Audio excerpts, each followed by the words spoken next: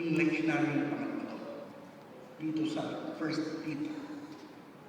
Sa kamatayan ni Jesus, tayo ay nagkaroon ng buhay na walang hanggan dahil siya ay nabuhay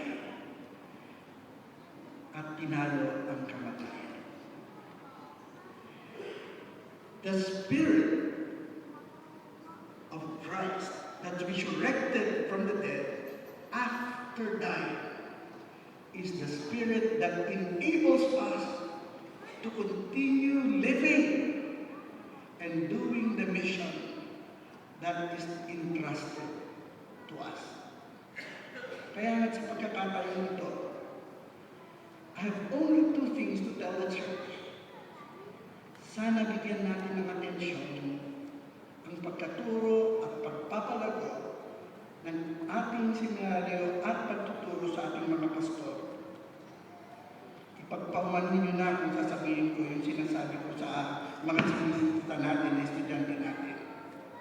Ang sabi ko sa kanila, ang responsibilidad ng seminaryo ay magturo po. Ang magpapaaral ay responsibilidad po ng Iglesia. The one who puts the bill for the education of our workers and pastors is the church. Kayo po ang nagpapaaral ng inyong mga pastor. Kami po sa seminaryo, ang aming katungkulan ay turuan sila ng tama at tapat ng alinsunod sa pinakamabuti na natutunan namin sa aming pag-aaral at sa aming karanasan sa Iglesia at aming kaugnayan sa Panginoon.